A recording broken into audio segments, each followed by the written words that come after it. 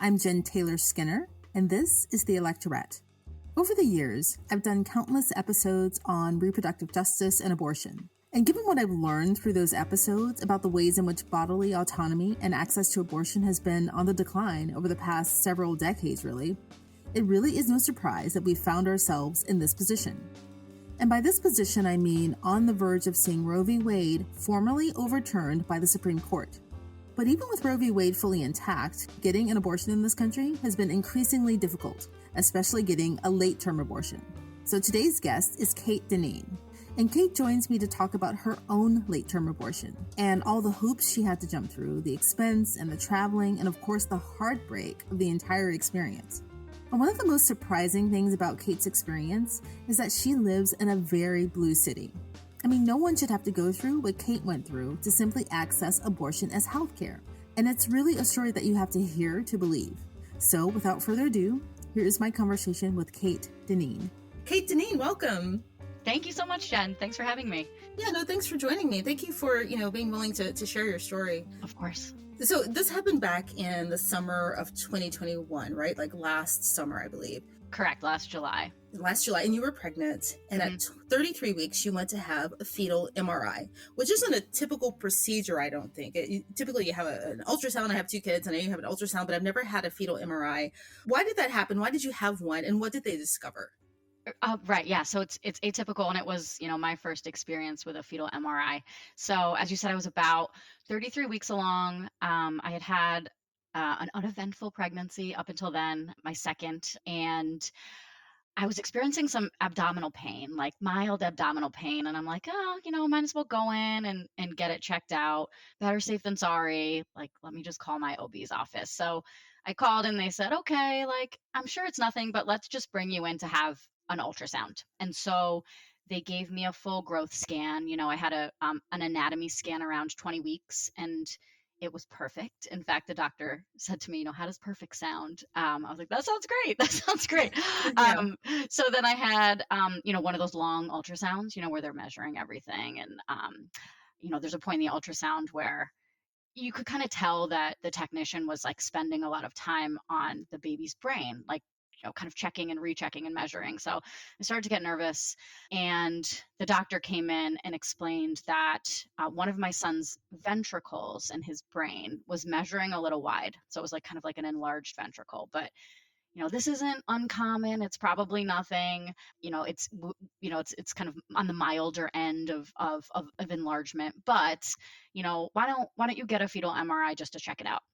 So that was last June 29th when I had that ultrasound. And then I was rushed in for a fetal MRI on July 2nd. And so, if you had an MRI, it's like not a pleasant experience, even more so when you're quite pregnant. So, the objective of that MRI was to take a closer look at the baby's brain, because you can only see so much on ultrasound. So it was during that MRI that they detected that my son had suffered a catastrophic stroke in utero. So it's described as a grade 4 hemorrhagic stroke. And it was, completely out of the blue for us to get that news. Well, first of all, I'm very, very, very sorry that this whole thing happened to you. And that's why, at the beginning I said, thank you for sharing your story. And I was thinking when I was saying that, you're sharing your story because often women go through this. It isn't common, but they go through this. But also you're sharing it to highlight the holes in our system for medical care and for abortion care, which we'll get to later. Right. And I appreciate you sharing it to help other women. But the latter part, to help people understand the holes in our legislation, that bothers me a bit, because we shouldn't have to share our pain to get the care that we deserve and the care that we need. Yeah. Thank you for saying that. And that's kind of like the grand irony of this type of storytelling. It's, people like me, there's so many people out there telling their stories right now, which I think is really powerful. But, we're sacrificing our own privacy really so that other people will have privacy in the future, right? To make these decisions with their medical teams, with their healthcare providers. And it's really none of anybody's business. Exactly. Right. So again, I really appreciate you sharing this. Thank you. Thank you.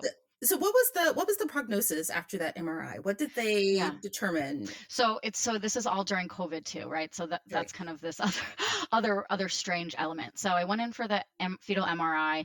I came home and I waited for a virtual visit with a pediatric neurologist. So I'm in my kitchen and I log into the virtual visit on my phone and I have a very lengthy conversation with a neurologist, and there was also a nurse practitioner on the line.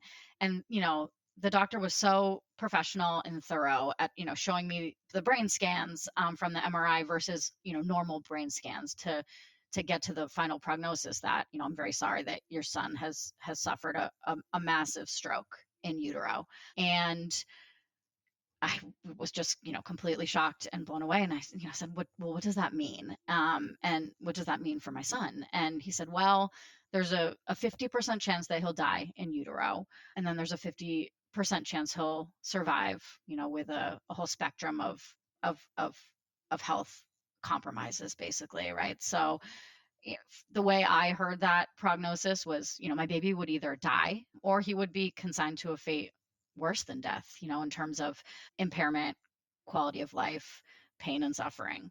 So once the doctor really painted that picture for me and like in such a thorough, careful way, and I'm immensely grateful for that, the diagnostic care that I got at my hospital, I immediately asked, okay, well, what are my options?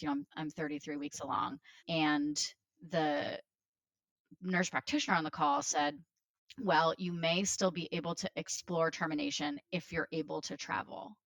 So I'm like sitting there in my kitchen in Boston, you know, often regarded as both this like liberal bastion of reproductive justice, but also like the healthcare hub of the universe. And my doctors are telling me uh, that my son has suffered this catastrophic stroke. He may very likely die.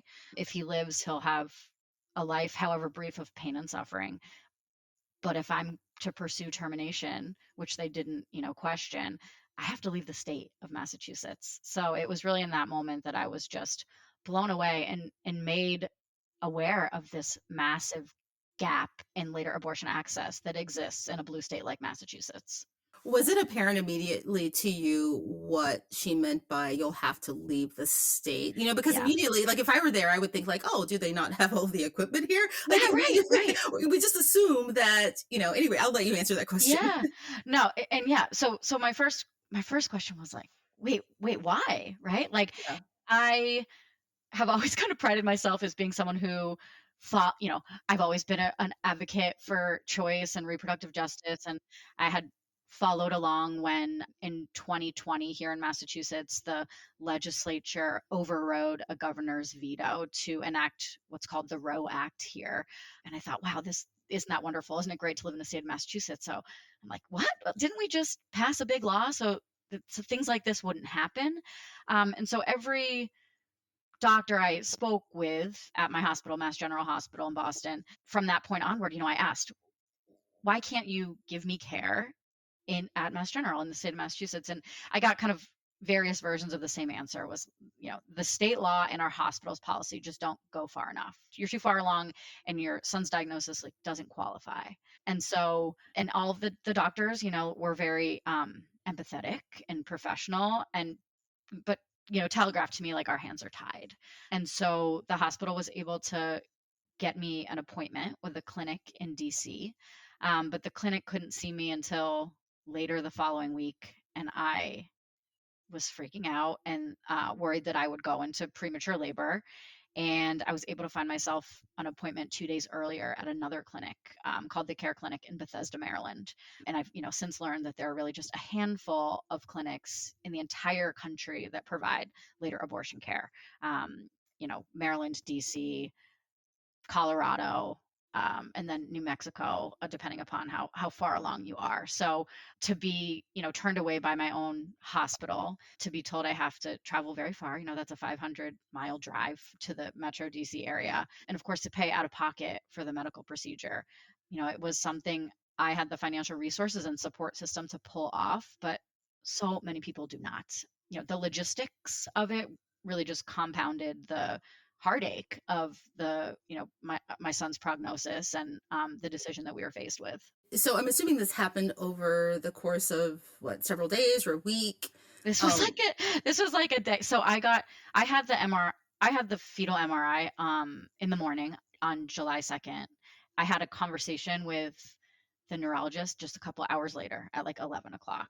And it was like during that virtual visit that I knew I wanted to pursue a termination. I felt like I had good information about what we were facing in terms of a prognosis and what my son's quality of life would look like.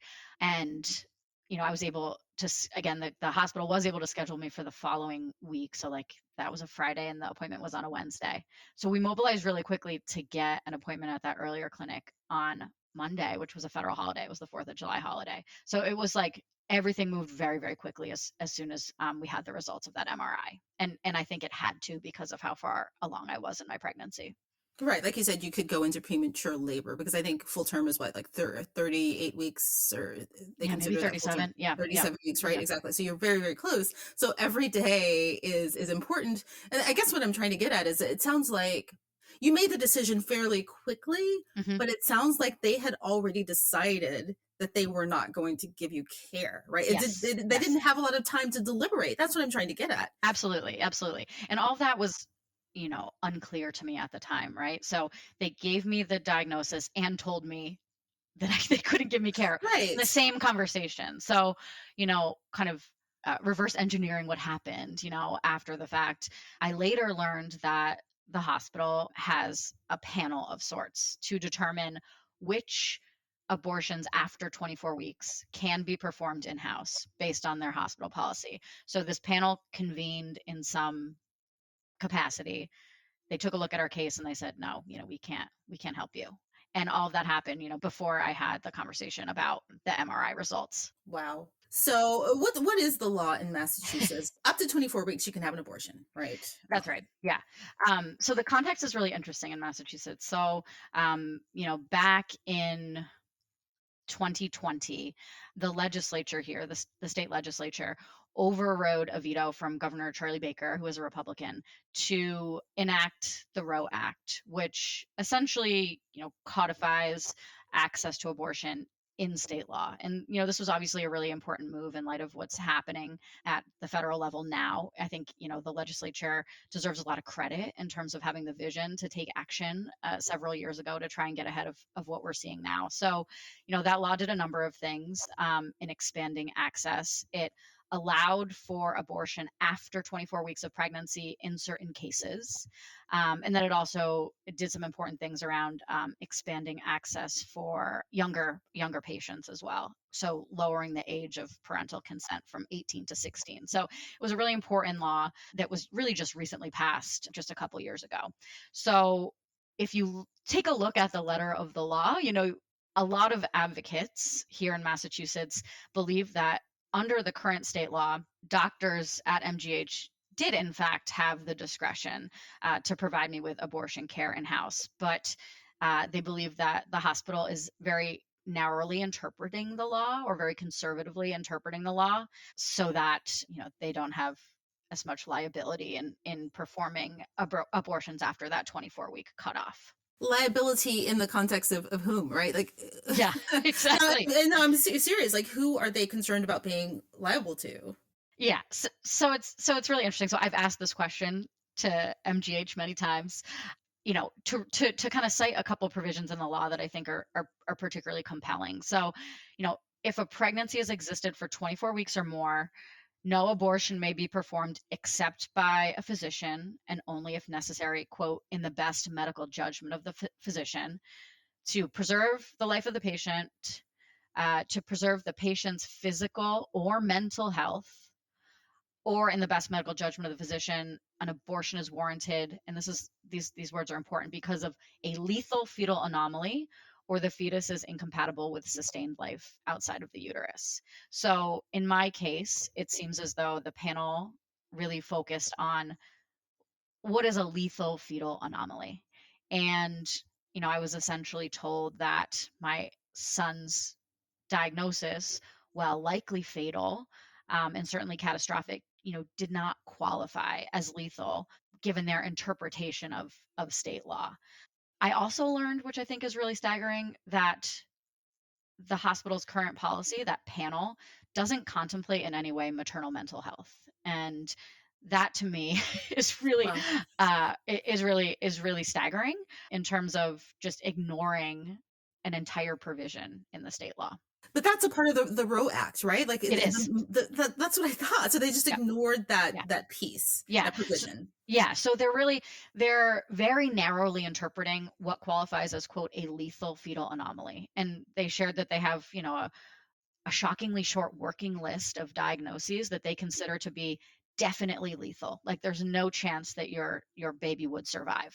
And so I asked, well, what would you have needed to see on the MRI in terms of damage, impact, extent of the stroke? And they told me, well, neurological issues are really difficult. Really, we would probably have needed to see something like anencephaly, where there's an entire part of the fetus's brain just completely missing. So that's how extreme, the hospital is interpreting what may qualify as a lethal fetal anomaly or sustained life outside the uterus being, seconds, right? And that's arguably not in line with the spirit of the law. That's not how advocates envision this law being implemented. So that's kind of one piece that's very specific to my case. The other piece, that maternal mental health provision, I think is applicable to so many more cases. And the fact that the hospital is interpreting one part of the law very narrowly and completely ignoring a separate part of the law, I think is a really big problem. In a sense, they are aligning with conservative views about abortion, whether they're conservative themselves or not, right? And Yes. what is surprising about the story is that I live in a blue state, in a very blue city, right? I would expect that a medical team, a group of scientists would align with my views or with the views of the law, basically, about what's considered, Yep. legal in this case. It's just such a blunt and cruel interpretation of statutory language. And you're right, it's aligning with anti-choice views. And it's shocking to me because I had those same I had those same hopes, right? Yeah. For my medical team, who is arguably one of the most skilled, well-regarded medical teams in the country, one of the nation's best hospitals in one of the nation's bluest states. So to learn of this interpretation, to learn of this policy was really shocking and disheartening, and really confounding. I'm so grateful for the care that I received, the diagnostic care that I received at Mass General Hospital in Boston, and of course the compassionate abortion care that I ultimately received in Maryland, so far from home. But it was an incredibly difficult, traumatic process to pull off. And again, I had the financial resources and support system to travel out of state, to pay upwards of $10,000 out of pocket. So many people just do not have that luxury. And so for this to be a hospital policy it's really immoral. Yeah, it is really immoral. Yeah. Is there any way to parse through that decision? I guess they don't actually give you details about the deliberative process, but like Yeah. when I first read the story, I thought, there's some, activist leaning person on this board, or, they're kind of conflating their feelings or personal feelings or ethics against the law. I Mhm. guess there's no way to parse out what they were actually thinking. Based on conversations I've had, it seems as though the legal team has informed a policy that the panel has to adhere to. And the panel will only approve an abortion after 24 weeks if the fetus has one of a handful of definitively lethal fetal diagnoses. And if your case does not align with that, then they will not provide a termination for you at Mass General Hospital. So it just seems it's almost like a checklist, right? It's just this handful of diagnoses. And if it's beyond this, then there's really nothing we can do for you. I wonder if they've been approached before by conservative attorneys or people who represent conservative groups Hmm. who aren't really happy about the Roe Act, maybe, for them to be in kind of this defensive posture. Yeah, it does seem like a defensive posture. Massachusetts is an interesting state. It was a fight to pass the Roe Act, right? The legislature had to show a lot of courage and grit to override a veto from the governor. But that being said, when I asked administrators at the hospital, what kind of legal risk are you concerned about, right? What is Right. informing this legal policy? And they said they're concerned about a third party anti choice organization launching a criminal suit against a physician. And I kind of paused. I'm like, how would that even happen? Right. Yeah. And I've since consulted with different lawyers. I'm not a lawyer about this, the likelihood of something like that happening. And, it's been described to me as a red herring. So for the administrators, the doctors to cite that as kind of their concern from a legal perspective is really confusing to me and seems like a concern that can be really easily mitigated. So tell me about the actual experience. So you said that only a few late-term abortion clinics were near you, right? And Anywhere in the country. Yeah. anywhere in the Yep. country, and there used to be more, right? I'm not familiar with the history of how many clinics used to operate in performing, all trimester care, but there certainly used to be more independent clinics operating across the country. And now there's literally a handful of clinics, independent clinics, who are creating the safety net and providing later term care for people from all over the country. So, my one of my concerns, and one of the questions that I ask myself a lot, something I ruminate on a lot is if this happened again or this happened to somebody else, would they even be able to get care at one of these clinics? Because these clinics are going to be inundated in a few months with folks who are being sent out of hostile states to get abortions at any point in pregnancy. Would I even be able to get an appointment? There is a month-long wait right now. I'm told anecdotally at the clinic in DC. The clinic I went to in Maryland isn't accepting any later term patients right now because they're having staffing issues, right? So like this is a very tenuous safety net of clinics. And the fact that blue states like Massachusetts are, systematically denying people later abortion care and kind of foisting their patients upon this fragile, overburdened, under-resourced network of clinics is really confounding. And I think an abdication of responsibility on the part of hospitals here in Massachusetts. Yeah, you mentioned the cost. It was something like, Yeah. $10,000 Yes.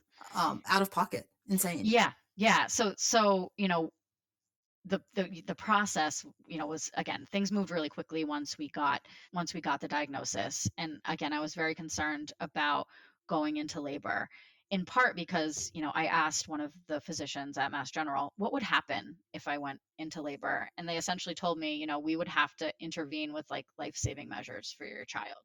So that seems like,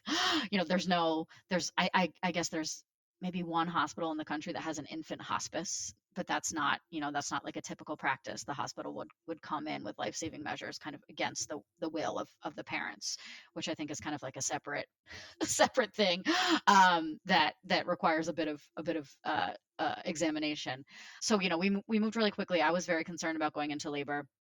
I found out about this other clinic in Bethesda, Maryland that, I have friends who work in the reproductive justice movement, and they said this is a really well regarded clinic. This doctor who runs it, Dr. Leroy Carhart, is an incredibly compassionate, experienced provider.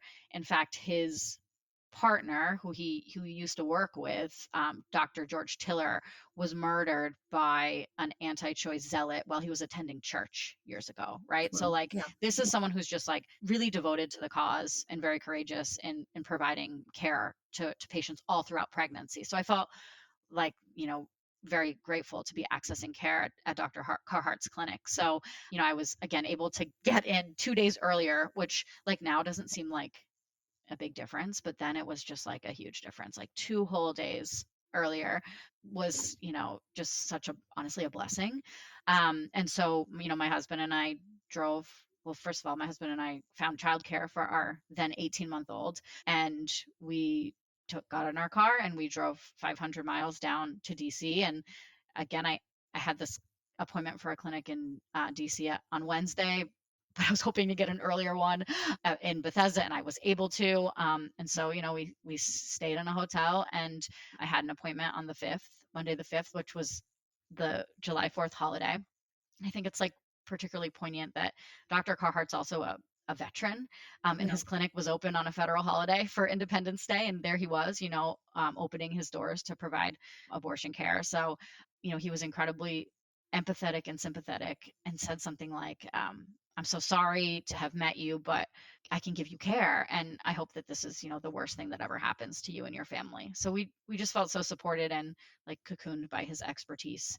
And then the procedure itself was very quick and like physically relatively painless, in that my baby was given an injection to stop his heart, and that was it. And we then drove back 500 miles to Mass General Hospital, where I was induced for labor and delivery, and it was a 40-hour induction. And that was kind of the second part of the process. Right. I sorry, I have so many thoughts and so many Yes. questions. First of all, just, describing that experience, it just sounds heart-wrenching, right? And Yes. what makes me angry about it is the way that conservatives tried to paint women in this position as being kind of flippant. Oh my gosh. Yeah. You Yeah. know, I mean, that's just so insulting. That's the first thing I'll say. And the Yes. second thing I'll say is that, Roe, that was in 2021. Yes. The Supreme Court leak hadn't happened yet. Roe was still intact, Yep. mostly, I guess, right? But this does not sound like a country that considers, or a state that considers abortion legal and abortion to be healthcare. Like Right. everything you've described to me from beginning to end sounds like there's almost this kind of criminal element, around it. You have to go out of Hmm. state, you have, there are attorneys, and, this does not sound like abortion is healthcare. It does not. It does Yeah. not. No, it does not sound like abortion is healthcare. I mean, throughout the whole process, like, yeah, I felt like a fugitive, abandoned by my hospital and forced to go out of state to get compassionate abortion care. And this was obviously not a decision that my husband and I came to lightly. I think we're very confident in the decision that we made with the diagnostic information that we had.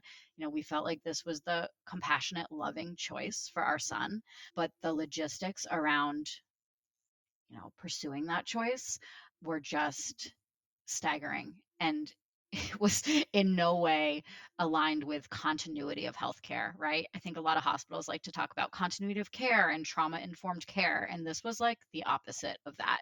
And you're right, this was July of 2021. The Dobbs leak hadn't happened. Roe was intact, but because my abortion was after this point of quote viability, it wasn't protected by Roe. And, Roe, of course, achieved many things in terms of, codifying a woman's right to an abortion, a constitutionally protected right to an abortion, but it was a compromise, right? It compromised up into a certain point, up into this kind of murky point of fetal viability. So there are, a number of states that have, a majority of states that have some cutoff, right? So, and it's a ban, right? Some cutoff at a point in pregnancy, whether it's 22 weeks or 24 or 26, or just the word viability that's interpreted different ways by different healthcare providers. The foundation of Roe was a compromise. And this was in 1973. A lot has changed since Yeah. 1973. So there are a lot of advocates now who are shining a light on this viability compromise. And there are states that do not have gestational limits or viability cutoffs. We know Washington, D.C. being one of them. Interestingly, Maryland, where I was able to obtain later abortion care, they do have a viability cutoff, but they have rather expansive exceptions in terms of the life and health of the patient and also fetal anomalies. So it's interesting when you take a look at the differences between Massachusetts and Maryland state law. They're not radically different laws. Some may say the word lethal fetal anomaly, that word lethal in Massachusetts state law is kind of a defining factor that may not sufficiently empower physicians to make informed decisions, but others just disagree with that assessment. So there are again states who are doing it differently, and who are not reinforcing the viability limit or gestational limit in law. I'm still thinking about that board of doctors, Yeah. physicians, and attorneys, who made the Yeah. decision in your case. Again, they were very prepared. Do you have a sense of how many other women in your area or in your city have gone through something similar and they were, just gone through something similar. And the second part of that is that who weren't able to get abortion Yeah, care. I don't know, and that's not data that's readily available. I do know that the reporter who recently told my story, a woman named Shirley Leung in the Boston Globe, did ask that question of Mass General. And I think the response was, you know, few, if any, Yeah. abortions have been provided after that 24-week cutoff. I don't know how many folks like me were referred out of state. They answered for themselves, how many few, if any, were provided in the hospital. So I don't know how many people were referred out of state. And I think more importantly, I don't know how many people were forced to carry to term and birth pregnancies that they did not feel good about, for whatever reason. And I think that's really important data. That's, I think, difficult data to get. But I think I often, when I'm kind of feeling sorry for myself in the saga that my family has been through, I think the only thing worse than terminating a deeply wanted pregnancy at, nearly 34 weeks of gestation would be having been forced to give birth and watch my son suffer for however long his life may have been, right? The only thing worse would have been not having that choice, not having access to compassionate abortion care. And I think that's a reality for many people right now in many parts of the country, even in blue states. Yeah. I was just, when you were saying it, I was thinking that, if we survive this latest attempt to overturn Roe, which, is slated to happen sometime this month, it's Hmm. June now, if that doesn't happen, I I think that they will have succeeded in one thing, right? Pushing us towards lowering our standards for abortion as healthcare. We'll just be Mm-hmm. happy to be able to get any abortion, even if they, Yes. even if they, put it to like 12 weeks or something else, kind of absurdly early. Yeah. So even if they don't overturn Roe, they've moved the needle significantly, Yes. right? For how we Yes. define abortion as healthcare. And that's Yes. really unfortunate.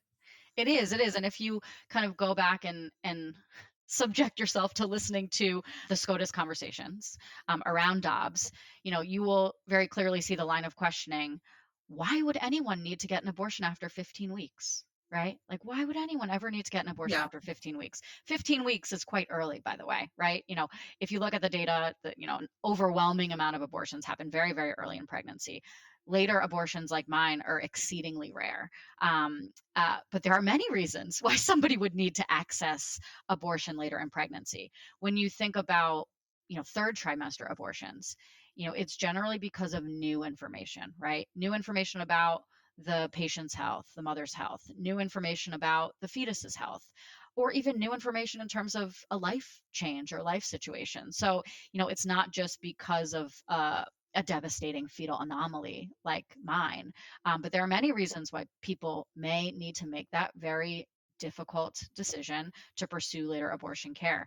And the fact that, you have straight faced justices asking that question of why would anyone ever need an abortion after 15 weeks is just so telling. It's so telling. And I think you're so right in highlighting the fact that just this dialogue, engaging in this dialogue about weeks of pregnancy is like Yeah. such a concession, right? It's, you know, and kind of looking at state laws in terms of, now that quote everything's going to be turned back to the states, looking at the specifics of state laws, again, many of which have bans, bans with exceptions. But I think as my case does demonstrate, in many circumstances, bans with exceptions are really just bans in practice if those exceptions are not being fully explored by providers. Right, right. Even when they seem on the surface to be generous, like the Roe Yes. Act, 24 weeks, in your case, you can see that it clearly isn't. And now they're just kind of absurd, like the one from Oklahoma, Yeah. Oh, yeah. Yeah. you know, The point of conception, like, right. what? Fertilization, what? How do you have an abortion before that? Yeah, you don't even know scientifically, you don't even know when that is. Yeah, it's Um, preposterous. It's preposterous. And I think it also belies, like, how little these decision makers know about the science, and about pregnancy itself. I knew very little before I went through it, like, yeah. so, I mean, obviously science has never been really important to folks on, on the anti-choice side of things, but you're right. I mean, these recent provisions are new in their absurdity. Yeah. I've gone back and forth as to whether they are just kind of ignorant about the science Hmm. and medicine, or whether they are feigning ignorance Right. to push this kind of moral position. Right, right. And also, use it as a step toward limiting plan B, morning after pill, certain types of contraception, right? Like, I think there's kind of a longer term play with that feigned ignorance. Yeah, yeah. And I don't want to say moral as if, there is a clear moral choice and that moral choice is theirs. I mean, you Yeah, yeah, know what I exactly. mean there. Yeah, yeah, totally. So what should we all glean from this? What's the lesson other than access to abortion and reproductive rights are, far from accessible, right? It's far from basic health care. I think, from my perspective, a lot of times people hear my story and it's a very sad story. So they may walk away hearing this, okay, we need to make sure that state laws have exceptions for people dealing with, really, really devastating fetal diagnoses. Let's make a carve out, for cases like mine that are, very sad, folks choosing to end a wanted pregnancy, right? So one of my fears in sharing my story is that, that will be the outcome, would be like doubling down on exceptions. But from my perspective, what states like Massachusetts and other blue states should be doing is, taking a hard look at their current laws and considering new legal frameworks that are not rooted in the concepts of gestational limits or viability standards, which we know are really just time-based bans, right? They're bans at a certain point in pregnancy. So, here in Massachusetts, as we look toward a new governor next year, I hope that the state legislature will be starting to assess new legal frameworks and taking a look at places like Washington, D.C. And there are also 6 other states that don't have any references to time based bans. So Alaska, Colorado, New Jersey, New Mexico, Oregon, and Vermont. And so they provide interesting models for states to look at. They should also be trying to work within existing state law to provide guidance to providers or provide regulations to providers about how they should be interpreting the letter of the law. I think a lot of work can be done in that space of, providing guidance to physicians to empower them, so to speak, or untie their hands under kind of the current letter of the state law. But, you know, I think that what my story also illustrates is that folks in blue states should not be complacent. Cases like mine are rare, but as I've said before, it's rare until it's you. I think it's a human rights issue in terms of, at a certain point in your pregnancy, you lose your personhood. You are no longer a person, you're an incubator, and the state can force you, even a state like Massachusetts, a state can force you to carry a pregnancy to term and to risk your life in doing so and carrying to term and birthing a baby that your doctors have told you will only know pain and suffering. And that strikes me as particularly barbaric within the broader landscape that we're seeing right now. Yeah, it's cruel and barbaric. Yeah. Thinking about your story in the context of all of the stories that we tell, and you were saying you were kind of worried about sharing it. I think that having real reproductive rights and in a system where we truly treat abortion like health care, Hmm. you wouldn't have to suppress any story. Yeah. Right? We Yeah. can talk about it openly, right? Yeah. It's like Yeah. you have an abortion at 12 weeks just because you don't want more children, and it's no one's business, right? Exactly. Or if, Exactly. you're at 30 weeks, 33 weeks, and your life is in danger, or your mental health is in danger, or the Yes. child's life is, it does not matter. Yeah. Yeah. Exactly. Exactly. It doesn't matter. You know, oftentimes, um, you know, people are like uncomfortable talking about later abortion. Like that's the word they use. It's uncomfortable, right? Um, the polling isn't quote as clear cut. It's really rare. It makes people uncomfortable to think about it, to talk about it.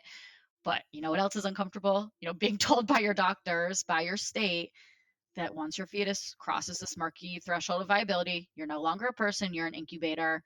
Good luck to you. And your baby's quality of life doesn't matter, your life doesn't matter. You know, I think the punchline here, what we're all learning very quickly, unfortunately, is that abortion is not considered healthcare in many parts of our country, in the majority of our country. But abortion is healthcare in any trimester and really for any reason. So I think you're right. You know, hopefully there'll be a day when it doesn't matter, and when folks don't need to feel uncomfortable about sharing their stories, or they can be very open about it. Right. And that's why I keep repeating it over and over again. Abortion is healthcare, because, they're going to have to become comfortable with it, because, the fight is on. Yeah. Right. Yeah, absolutely. Anyway, well, Kate Dineen, thank you so much for joining me. Thank you for sharing your story. And thank you for everything. Well, thank you so much for having me. Thank you for shining a light on gaps in access, that even exist in blue states like Massachusetts.